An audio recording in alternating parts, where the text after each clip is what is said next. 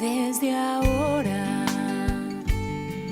Bien, seguimos aquí en la radio, seguimos en la 91.9, la FM de la ciudad de Villa del Rosario. Seguimos en el programa La Mañana Entre Todos. Lo tengo aquí en la radio, en mi mesa de trabajo, al señor Dédimo Almada. Dédimo llegó por aquí por la emisora porque quería charlar con la gente, quería contarle cosas a la gente y no era mejor oportunidad esta para que Dédimo estuviera en esta mañana con nosotros. Bienvenido, buenos días, Dédimo. Buenos días, Marcelo. Sí, hoy no podíamos faltar los hijos de Villa del Rosario, recordar a un hijo de este pueblo que perdió su vida allá en las Islas Malvinas. Cada año que pasa para mí es muy emocionante y muy triste este día, debido a que, aparte de perder ese hermano de Villa del Rosario, hundieron mi barco, que era mi segundo hogar. Un día como hoy, el 2 de mayo de 1982, a las 4 de la tarde, nos ataca un submarino inglés de nombre Conqueror, saliendo de la zona de batalla de exclusión, y nos pega 2 torpedazos, que nos da uno en popa, donde cae mucha gente en ese momento. Luego un segundo torpedo nos da en la proa y nos saca a casi 40 metros de la proa, nos corta. Allí se hunde esa parte y también muere mucha gente allí. Qué bárbaro, Dédimo. Sí, fue algo impresionante. ¿En qué lugar, porque... Dédimo, por ejemplo, quiero que me explique porque nunca subí a un barco, no tengo conocimiento qué es un barco. ¿En qué lugar estaba usted en ese momento, por lo cual se salvó usted en esa oportunidad? Sí. ¿Cómo fue? ¿En dónde dio? Bien. Cuénteme cómo fue. El barco tenía 185 metros de largo. Sí, 185. Sí. Sí, íbamos 1093 tripulantes. Tenía 70 bocas de fuego. Este barco fue designado para cubrir el área del sudeste de las Malvinas. Todo el mundo estaba en puesto de combate. Nos dividíamos en 3 grupos, uno que cubría de las 8 de la mañana hasta las 12, el otro grupo de las 12 hasta las 4 de la tarde, y mi grupo era de las 4 de la tarde hasta las 8 de la noche. Uh-huh. Eso me salvó un poco porque yo a las 4 menos 5 de la tarde yo me levanté, fui a tomar la merienda, luego me dirigí a mi puesto de combate en la central de operaciones del barco y ahí cuando iba en el medio del buque, en el segundo piso hacia abajo, porque el crucero tiene desde la línea de flotación del agua 4 pisos sumergidos. Sí. Yo iba por el segundo piso hacia abajo. Por eso para mí fue un milagro haber salido de ahí, porque cuando explotan los torpedos, automáticamente se corta la luz. Entonces el barco quedó en oscura, y a esa altura, sumergido en la segunda cubierta, era una oscuridad total. Si yo no hubiese conocido el barco, me iba con el barco. O sea que hacía tanteando las paredes, digo, acá hay una escalera, aquí hay una puerta, estoy en tal lugar y así. ¿En cuánto tiempo desde que usted empieza a buscar la salida? Claro, yo veo una endija de luz caminando así, tocando los mamparos, o sea, las paredes del barco, veo una endija de luz, digo, esta es una salida, digamos, había una escalera y un tambucho que se llaman, que es una ventana redonda, sí, que está en el techo, y sería el piso del otro piso de arriba. Sí. Subo por escalera y logro abrir ese tambucho, esa ventana, y ahí salgo al primer piso. Cuando llegué a ese piso era todo terrorífico, porque ahí a esa altura había entrado el torpedo en la popa. O sea, 20, 30 metros atrás de donde yo venía caminando. Y bueno, que se escuchaba solo gritos de pedidos de ayuda de la gente, porque el barco, estos torpedos que tiraron eran de Nepal. El Nepal es fósforo.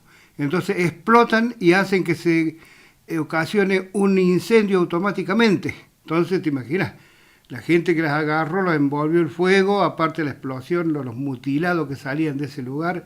Era algo terrible, viste, que pedían ayuda, pero el barco empezó como a temblar así y a caerse hacia un costado.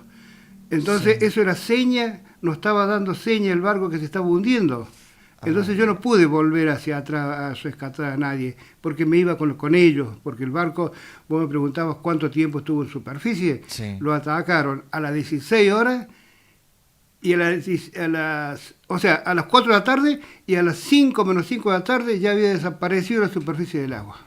Fue algo tan rápido ¿Y a por qué lo... profundidad fue? ¿Cuántos metros aproximadamente hay hasta que toca fondo? Hasta el barco está asentado en el fondo del mar, allá en el Atlántico Sur, a 150 kilómetros de Malvinas, hacia el sur, está a 3.500 metros más o menos de profundidad. Una misión europea viajó a ver si podían llegar hasta el fondo, hasta el crucero, tipo lo que hicieron con el Titanic. Sí. Pero las grandes corrientes marinas que hay en esa profundidad, el mini submarino que mandaron lo desplazaba para los costados. O sea que no podían dar con el punto. Además no se sabía exactamente dónde estaba, porque mientras iba hundiendo, las corrientes marinas lo iban desplazando. Iba sumergiéndose, pero se iba desplazando. Sí. ¿Me entendés? Entonces quedó muy fuera del punto de hundimiento en la superficie. Imposible, no lo encontraron. Dídimo, ¿y cuántos murieron allí? Bueno, ¿Cuántos en el se hundieron con el barco? momento del hundimiento mueren 323 hombres. Eso es lo que se sabe.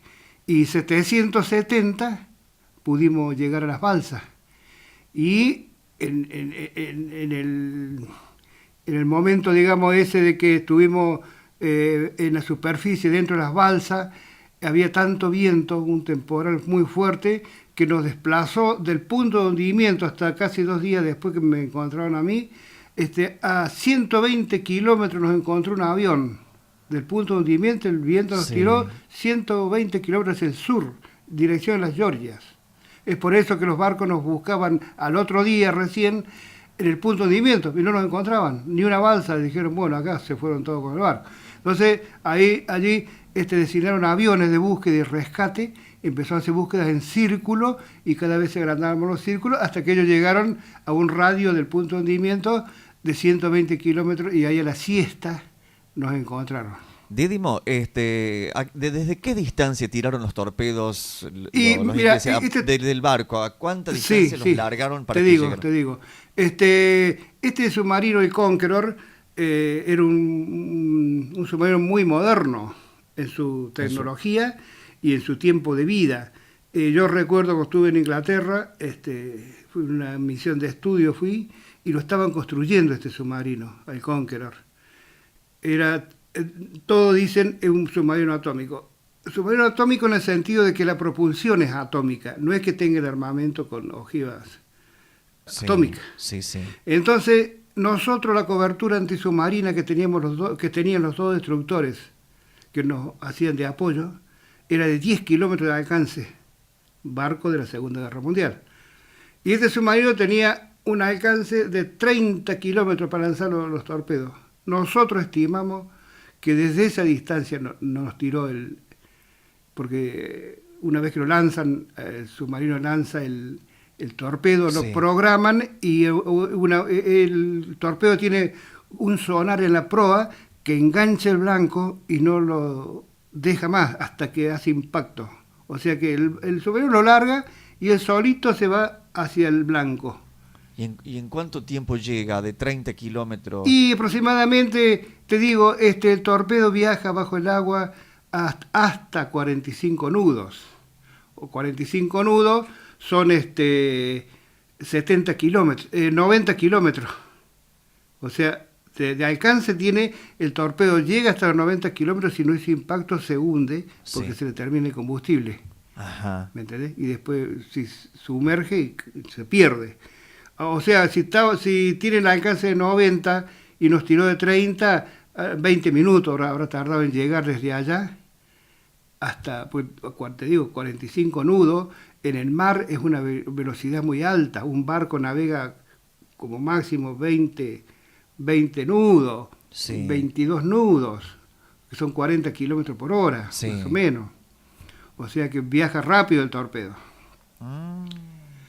Y bueno, esos dos torpedos, te digo, cada torpedo tiene 4 metros de largo, está dividido en tres partes. La primera parte es la parte electrónica, donde va lo que te decía, te contaba, del sonar en la proa. Después el medio está la parte explosiva. Sí. Y en la última parte de atrás, donde está la hélice, que gira la hélice y lo hace avanzar. O sea, la propulsión está atrás. Claro. De esa forma, 4 metros largo por 50 más o menos de diámetro tiene el torpedo. Un gran poder explosivo. El torpedo está preparado para que el torpedo no explote al hacer contacto con el buque, sino que entra al buque y está calculado un cálculo matemático a tantos milisegundos. El torpedo está en el medio del buque. Sí. Y ahí explota, en el medio del buque adentro, o sea que lo infla el barco. Tremendo. Y la onda expansiva, el torpedo de popa no pudo salir hacia abajo por la presión del agua. Entonces salió la onda expansiva hacia arriba, porque entró en las máquinas abajo, en el segundo piso más o menos. Y el techo de las máquinas era el piso de un dormitorio donde dormían 90 hombres. Esa gente fue la primera que desapareció. Porque el torpedo salió con onda expansiva hacia arriba, claro. Rompió las cubiertas y salió, por un lado tenía que salir la onda expansiva. Se desplazó un poquito para los pisos, hacia el costado, pero la onda expansiva, digamos, salió hacia arriba. ¿Y cuántos torpedos habían mandado? Ellos tiraron 3. 3. ¿Y llegó porque cuántos? Está calculado, le tiran uno en la proa, uno en el medio y otro en la popa. Sí. Entonces de esos 3 impactaron 2, uno en la proa, otro en la popa, y el tercer torpedo pasó de largo. Ajá. Porque pasó de largo y fue y le pegó de costado así al destructor Buchar. ¿Me entendés? Le pegó de costado, por eso no entró al barco, porque el Buchar, como tenía sonar, lo detectó al torpedo que venía. Entonces hay maniobras evasivas que se hacen, caídas, digamos, girar, si vamos con un rumbo, le ponemos rumbo la proa hacia el torpedo. Entonces, ¿me entendés? Nos enfrentamos con el torpedo pasa de largo, porque si nos agarra de costado, lo parte por la mitad del barco, porque es un destructor mucho más chico que el crucero. Sí. Si lo agarraba en el medio, navegando hacia un rumbo y el torpedo a 90 grados le pegaba, lo partía por la mitad. Entonces el comandante, muy buena decisión, le pone proa al torpedo y pasó de largo el torpedo, pero le pegó como un chirlo hacia el torpedo y se sintió bastante fuerte, según cuenta aquí Mario Busto, que estuvo en ese barco. Él dice que escuchó un golpe terrible. ¿Usted no escuchó el ruido cuando pega el torpedo en el barco? Cuando explotó. Cuando explota. Claro, cuando explotó el crucero, yo te decía que estaba a 30 metros más o menos del lugar de la explosión de popa. Me desparramó la onda expansiva, el viento que larga eso, la onda expansiva. Sí, le entiendo. Me desparramó en el piso a mí. Entonces, y ahí se cortó la luz, así que fue un instante, pero terrible, ¿viste? Porque aparte del golpe del piso que me pegó el viento, quedé en el oscuro ahí que no sabía para dónde agarrar, ¿viste? Pero yo mirando hacia atrás, ¿viste? Se veía por allá, a 30 metros más o menos, una nube naranja, ¿viste? Que después se desapareció. Y apareció, ¿viste? El humo y las llamas del incendio. O sea, eso naranja era la onda expansiva. Sí. Que se fue hacia arriba y yo la vi desaparecer, pero ahí apareció el humo, que se venía el humo, había que salir de ahí porque si no te mata el fuego, te mata el humo. Sí. Así que, bueno, gracias a Dios que yo tenía ya experiencia en el barco, conocía más o menos ese lugar, pude salir. Diedimo, ¿y cuántas personas se salvaron, me dijo usted? 770. Sí, de esos 770, ¿cargaron gente mutilada, gente adentro de las barcazas? Yo te cuento la triste historia mía. Las otras balsas las vi pasar, ¿viste? Algunas con 1 o 2 personas, ¿viste? Que eso no es bueno porque la balsa está preparada para llevar 20 hombres. Sí. Fíjate vos, tiene 1,5 metros de diámetro. Y la balsa es redonda, es como una carpa redonda así. Ahí van 20 hombres. Sí. Vos dirás, mucha gente, pero para esa zona es exacto, por el que un cuerpo le da calor al otro y nos mantenemos todos calentitos. Sí. Había balsa que había 1 o 2 personas y se murieron de frío. Ya cuando los rescataron estaban abrazados ahí, duros, ¿viste? Porque por el frío. En la balsa suya venían 20... Bueno, te quería contar mi historia. Nosotros teníamos un mutilado y un quemado. Yo te digo, mirá, que lo que no sufrí en el barco durante el abandono del barco, durante la explosión, lo sufrí en la travesía.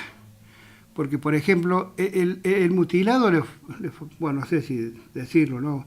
Pero le faltaba un pedazo, ¿viste?, de un brazo.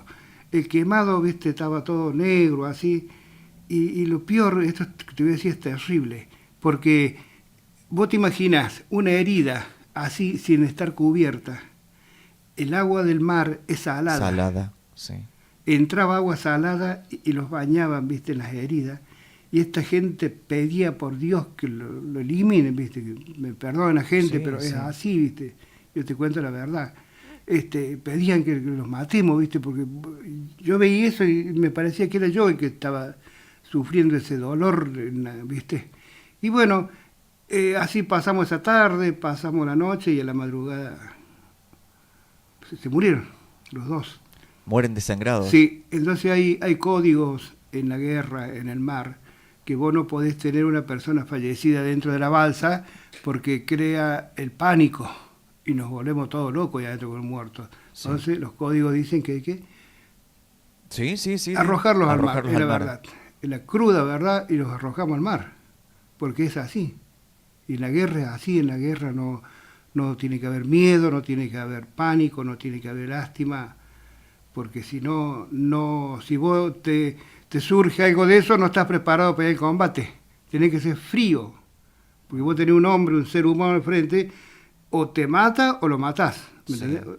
O sea, tenés que estar preparado para eso.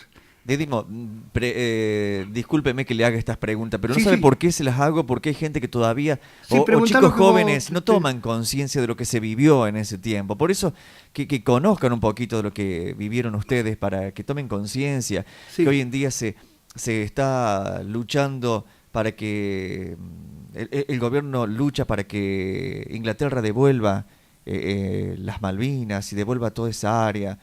Pero la gente que murió y el sufrimiento que ustedes pasaron, no hay forma de revertirlo a esa situación. No, Por eso es importante que la gente, siempre dicen que la repetición es la madre de la retención, Didimo.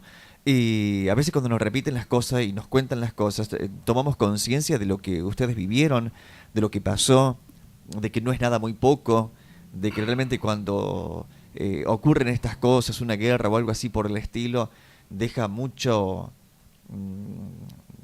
herida por el resto de la vida de las personas que participan de eso, ¿no? Y a veces no tomamos conciencia o lo tomamos como algo, bueno, ya pasó, y no es así, Didimo. no. Todavía escuchándolos a ustedes hablar y que cuenten estas cosas nos estremece con simplemente que nos cuenten una cosa como esa, Didimo, de ver una persona mutilada al lado de ustedes, Sí, que no se terrible. puede hacer nada porque Y no van puede hacer nada. encerrados, y cómo hacían, y qué difícil que Sí, son las cosas, ¿no? y inclusive ya cuando quedamos ya sin estos dos chicos que murieron, seguía el tema porque había chicos muy jóvenes, chicos de 18, 19, 20 años sin experiencia del mar, Sí. y los teníamos que contenerlos nosotros los mayores. Yo tenía 33 años en ese momento y era uno de los mayores dentro de la balsa con mi jefe. Teníamos como el mando de la balsa, ¿viste?, para contener a los chicos. Y bueno, ellos nos preguntaban por qué no nos vienen a buscar, a qué distancia estamos del continente, ¿viste? Pedían que los ayudemos a salir de esa situación, ¿viste? Pero nosotros, ¿qué podemos hacer si una balsa no tiene gobierno? Vamos a donde el viento nos lleva. Sí. Es como una cáscara de nuez que tirás y allá va la cáscara. Entonces, para nosotros, buscamos la forma de distraerlos. ¿Cómo lo distraemos? Le decimos, bueno, a ver, ¿quién sabe contar un cuento? O le decían, bueno, vamos a rezar, y rezábamos. Cuenten alguna historia de sus novias, buscando algo, ¿viste?, como para sacarlos Sí. de esa situación. Y bueno, y después cada tanto no nos pegamos cachetadas en la cara, en la espalda, porque el frío se apoderaba del cuerpo, ¿viste? Sí, Entonces sí. vos tenías que hacer algo. te cuento algo también muy fuerte, que es lo siguiente. Nosotros en las manos, yo recuerdo que se me ponían duros los dedos de frío. Y me los refregaba y no. No pasó Entonces, nada. ¿qué es lo que inventamos ahí con el teniente? El que quiere orinar, que avise. ¿Ah? Entonces, cuando orinaba un hombre, todas nuestras manos iban entre las piernas de ese hombre, lo digo así, sin vergüenza, sin nada. Iban a las piernas de ese hombre que iba a orinar. Y con la orina caliente nos apretamos las manos, nos pasamos por la cara. Y pues, viste, o sea que en ese momento era sobrevivir, como aquella gente en los Andes, ¿te acordás que se cayó el avión uruguayo que comían a los cuerpos? Es la supervivencia, viste, porque vos tenés que vivir y a cualquier cosa pelás, lo que sea, carne cruda, lo que sea. En la balsa no teníamos agua, no teníamos comida, no teníamos remedio, no teníamos nada. O sea que esa es una de las cositas que logramos, más o menos, calmar un poco el frío de la cara y de las manos. No hay palabras, Didimo, para estas cosas. Sí. Y que las cuente usted que vivió allí realmente. Que yo creo que la guerra es lo peor que puede haber. Yo te digo porque hoy se cumplen 30 años del hundimiento del crucero General Belgrano, donde cae el cabo Soria, mi compañero Soria, que yo recuerdo con tanta lástima y tristeza, porque yo tomaba la guardia a las 4 de la mañana, y él era panadero en el barco. Sí. Entonces él trabajaba de noche. Yo pasaba a las 4 de la mañana y ella me tenía preparadas las facturas, viste, porque yo me iba a tomar la guardia. Sí. Nos saludaba y era la única hora que yo lo veía. A las 4 de la mañana que él estaba trabajando en la panadería y yo me iba a la central de operaciones a tomar la guardia. Y es por eso que él, ahí lo agarra durmiendo, porque él trabajaba de noche y dormía de día. Y en ese dormitorio que yo te dije que había 90 hombres, ahí dormía el cabo Soria. Él estaba durmiendo a la hora de la...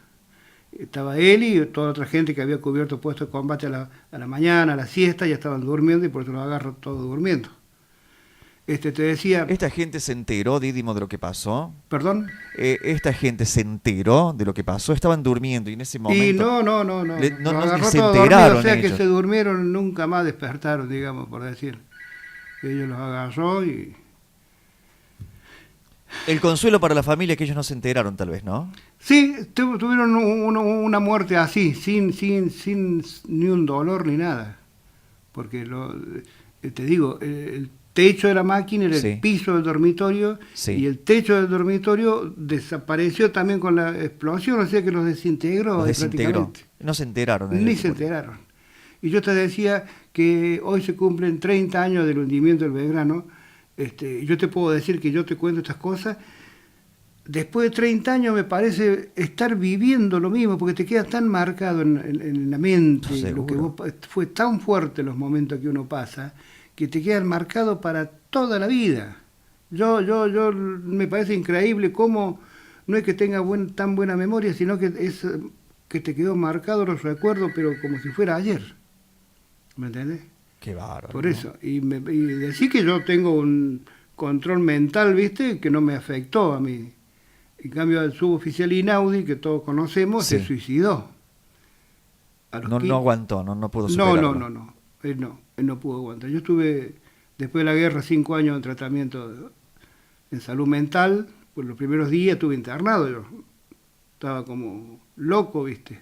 Pues vivía todo, no podía dormir, porque me despertaba lo que había vivido. Sí. Estuve 5 días ahí en el Hospital Naval de Puerto Belgrano. Después me dieron unas vacaciones, me vine a Villa y me dijeron, vaya, el día que se sienta bien, vuelva.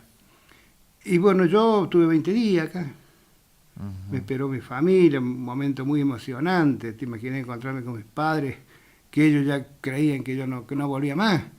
Porque yo te digo, yo estuve desaparecido 2 días y casi 3 días. Entonces, mientras iba levantando gente, hacían listados y los familiares llamaban por teléfono a la Marina y la Marina dice, mire, no está en las listas, por ahora está desaparecido.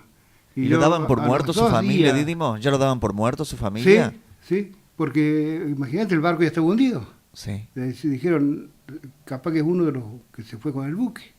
No sabían que yo estaba vivo. Y yo te imaginaba, en la balsa no sabía cómo hacer para decirle a mis padres, aquí estoy vivo. Así que bueno, cuando ellos se enteraron, recuerdo que Dante Bertoni, mi cuñado, estaba el encargado acá en Villa, que llamaba cada rato a la Marina por teléfono, hasta que le dieron de allá la noticia que yo figuraba en las listas. Vos te imaginas ese hombre, la emoción que le agarró y se fue a casa a dar la noticia a mi familia. No solamente el daño fue para usted, sino para toda su familia, Didimo, Sí, ¿no? Toda la sí, familia sí, quedó sí, a mi marcada. padre le agarró un preinfarto, porque él conocía los barcos porque él hizo el servicio militar en un buque durante 2 años, anduvo navegando y sabía lo que era un barco. Se hunde y se van todos por el barco, o la gran mayoría, porque hay mucha gente que no tiene tiempo de buscar el salvavidas. Mucha gente cae al agua o no sabe nadar, o si es zona fría no mata el frío, o el cansancio de estar en el agua se hunde. O sea que no es una cosa, viste, que... ¿Ustedes tuvieron 1 hora de tiempo, Didimo, hasta que se hunde el barco? Yo Buscando el habré rescate. estado 40 minutos. 40 minutos. Claro, porque hay una cosa, vos tenés que apurarte a abandonar el buque, Sí. porque cuando el barco se hunde, tenés que estar fuera de los 300 metros de Claro. distancia del buque. Si no, lo traga. Porque se arma un remolino y todo lo que está dentro de los 300 Se metros va de con- radio se lo chupa el barco. Y yo lo vi perfectamente, estaba a más de 300 metros, cómo se hundía el barco, fue impresionante. Una cosa, viste, puso la proa hacia el fondo del mar, la popa apuntando al cielo y se empezó a hundir muy lentamente, Didimo, ¿viste? disculpe, Quiero sí. decir esta cosita última, que también es muy emocionante para mí. Se empieza a hundir de proa hacia el fondo, desaparece el puente de comando, desaparecen las torres de los cañones de popa, y algo muy, muy, muy, muy, para mí es emocionante, porque lo último que se vio del crucero Belgrano fue el mástil con la bandera argentina izada. Mirá vos lo que es. Estaba porque, viste, se izaba la bandera a la Sí. mañana y se arriaba a la noche. Lo último que se Lo hunde. último que se ve es el mástil de la bandera con la bandera izada. Vos sabés que en el puente de comando había una leyenda que la supo colocar el almirante Brown en una fragata que decía: irse a pique antes que arriar el pabellón. Irse a pique es hundirse. Sí, sí. Entonces el crucero cumplió con esa leyenda. Se hundió con la bandera izada. Es algo, viste. Didimo, discúlpeme mi ignorancia en el tema. En la película de Titanic vemos cuando es el hundimiento del barco. Sí. ¿Fue algo similar o nada que ver? ¿Cómo fue? Explíqueme porque no conozco. ¿Cómo es? Claro, no. Acá Nada que ver. el Titanic, vos viste que el Titanic choca con un iceberg. Sí, No sí. sé, es así. Sí. Una roca de hielo abajo Sí. del agua. Y le hace un gran corte al costado. Sí. En cambio a nosotros nos cortan pedazos del barco, de la proa, nos hacen un semejante agujero en la popa. El Titanic tardó más tiempo en hundirse. Ajá. Sí. Pero la forma de hundirse nada que ver. Es así, vos fíjate cómo la gente empieza a caerse, que están colgadas allí y se caen al agua, porque el barco se puso así, Sí. inclinado hacia abajo, igual que el crucero. Es como que ya toman esa posición. Y los de esa barcos misma al forma hundirse. muere el crucero de ustedes. Sí, o de proa o de popa. Sí. Como en la proa le habían cortado, te decía, una gran parte de la proa del torpedo y se cayó, se desprendió del buque. Entonces había una gran entrada de agua, más entrada de agua en proa que en popa. Entonces eso lo hizo inclinar a la proa para que se vaya hundiendo por la proa. Sí. Y la popa se levantó igual que el Titanic. Igual así. ¿Vos viste que se resbalaba la gente cuando iban cayendo? Sí. Si no estaban bien agarrados, se caían. Igual. Acá también. Acá venían cuando estaba la popa hacia tenía 185 metros, imagínate, Sí. cuando se va hundiendo la mitad, son 180. ¿Cuántos metros hay hasta la popa ya hundiéndose? Sí. Muchos metros. Y de allá se caía la gente, porque no estaba bien agarrado así, ¿no? Y bueno, y toda esa gente que no pudo abandonar el barco y se fue con el barco, te digo la verdad. Ahí nosotros, y hasta hoy lo digo, un gran dolor sentimos, porque los 2 destructores que estaban a los costados nuestros, a 2 kilómetros más o menos de distancia, cuando nos hunde a nosotros, estos barcos, en lugar de venir a rescatar a gente, tomaron rumbo hacia el continente y nos dejaron tirados en el agua todos. Mucha gente se podría haber salvado si los barcos se acercaban y nos levantaban porque estaban heridos en el agua. Sí.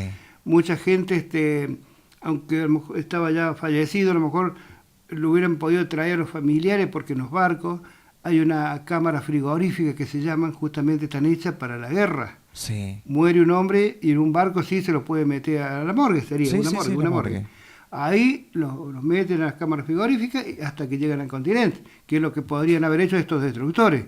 Pero no sé si por qué causa nunca nadie me supo explicar por qué nos abandonaron en la guerra, a qué fueron ellos, si no, que tenían miedo de que los hundan ellos también. Por eso es algo también que te queda eso. Que quedó ¿viste? marcado, sí. Quedas mal porque decís vos, ¿cuántas personas se podrían haber salvado? Si los barcos, esos dos destructores, en lugar de rajarse del lugar, diciéndolo así, hubieran vuelto, se hubiesen acercado, como se hundía un barco inglés y ahí los rodeaban los otros barcos para levantar a la gente.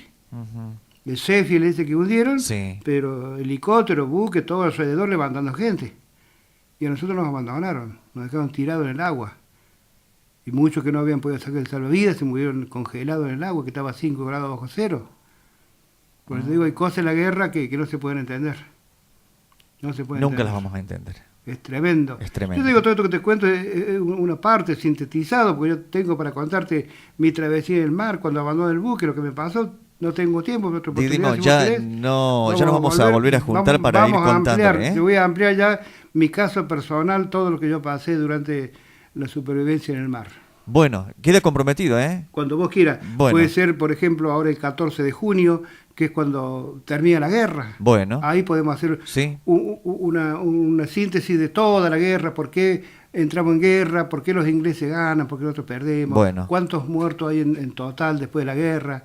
Un montón de cosas más se pueden contar a gente, porque la gente no sabe, y mucha gente como que pierde el interés en la guerra de Malvinas porque no sabe, ¿me entendés? Sí. Entonces es bueno cuando llega alguien, no quiero con esto decir que yo soy un profesor de historia, pero sé mucho de la guerra, y yo me gusta transmitirlo a la gente, porque la terapia que me dio el psicólogo me dijo, usted cuente 20, 30 veces o más lo que usted pasó, de esa forma usted se descarga la mente. Sí. Ese fue el tratamiento mío de por vida. Usted cuente y cuente y cuente. Y bueno, de paso, entero a la gente de la Sí. verdadera historia de la guerra de Malvinas. Didimo, entonces queda comprometido, ¿eh? Ya nos vamos a poner de acuerdo en un horario Yo para te que usted llamo venga antes del y- 14 de junio. Bueno. Así coordinamos la hora. Me gustaría estar un poquito más de tiempo para ampliarle los conocimientos a la gente. Bueno, queda comprometido. ¿Cómo no? Didimo, muchísimas gracias Por por no contarnos tiene nada todo que esto. agradecer, es el deber mío informar a la gente, y gracias a vos por ser el medio entre mi persona y la gente. Te agradezco muchísimo la invitación que me has hecho. Por favor, ¿eh? Hasta cualquier momento, Didimo. Nos vemos en cualquier momento. El señor Didimo Almada con nosotros aquí en la radio.